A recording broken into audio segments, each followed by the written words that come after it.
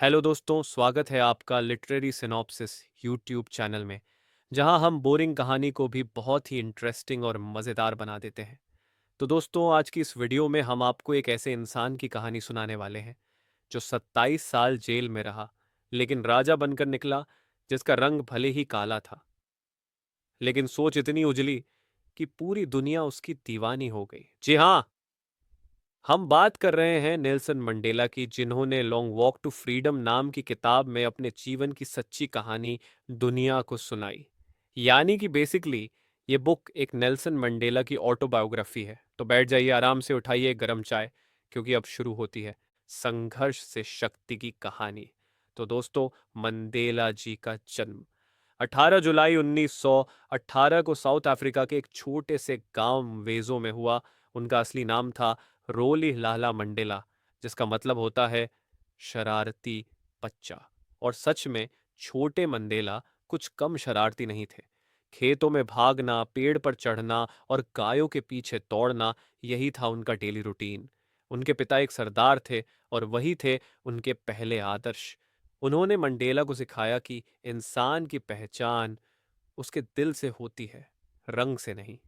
Mandela को English school में भेजा गया और यहीं उन्हें नया नाम मिला, नेल्सन, क्योंकि उस समय अंग्रेजों को अफ्रीकन नाम बड़े कॉम्प्लेक्स लगते थे। पढ़ाई में वो अच्छे थे, लेकिन स्कूल के बाहर जो दुनिया थी वो बहुत कड़वी थी। अफ्रीका में काले और गोरे लोगों के लिए अलग स्कूल, अलग बसें, अलग टॉयलेट तक थे। मंडेला को पहली बार यही समझ आया कि ये समाज बहुत गड़बड़ है, और यहीं से शुरू हुआ उनका रिपेलियन मोड। दक्षिण अफ्रीका में एक सिस्टम था, अपार्थाइड, यानी रंग भेद। तो दोस्तों, दक्षिण अफ्रीका में लगभग 300 साल से अंग्रेज लोग राज कर रहे थे, और वो लोग गोरे और काले लोग में बहुत भेदभाव करते थे। उस टाइम पे गोरे लोग मस्त राजा बनकर रहते थे, और काले लोगों को नौकर से भी बदतर जिंदगी दी जाती थी। मंडेला ने देखा कि उनके जैसे लाखों लोग इंसान नहीं, बस मशीन की तरह जी रहे हैं। उन लोगों से बस गंदे काम करवाया जाता था। फिर उन्होंने African national Congress ANC join किया और रंग भेद के खिलाफ आवाज उठाई। लेकिन शांति से मांग करना वहां के सरकार को पसंद नहीं था, और फिर रंगभेद के खिलाफ आवाज उठाने के कारण 1962 में मांडेला को गिरफ्तार कर लिया गया और 27 साल की सजा दी गई, रॉबिन आइलैंड जेल में। सोचिए, जब हम 27 मिनट फोन के बिना नहीं रह सकते, मंडेला ने 27 साल बिना आजादी के बिताए। जेल में उन्हें पत्थर तोड़ने का काम मिला। खाना भी बहुत ही घटिया मिलता था, बिस्तर कड़क, और बाहर की दुनिया से कोई संपर्क नहीं। दोस्तों, जरा सोचो, 27 साल कैसे रहे होंगे वो। आजकल तो हम 27 मिनट बिना इंस्टाग्राम चलाए नहीं रह पाते, लेकिन उन्होंने हार नहीं मानी। वहां भी उन्होंने पढ़ाई की, फेलो प्रिजनर्स को मोटिवेट किया। 1990 में जब दुनिया बदली, तो साउथ अफ्रीकन सरकार भी झुकी। मंडेला को जेल से रिहा किया गया और लोग ऐसा खुश हुए जैसे इंडिया ने वर्ल्ड कप जीत लिया हो। उनकी रिहाई का दिन बना एक त्योहार, और तब उन्होंने कहा, मैं बदला लेने नहीं आया, बदलाव लाने आया हूं। 10 मई 1994।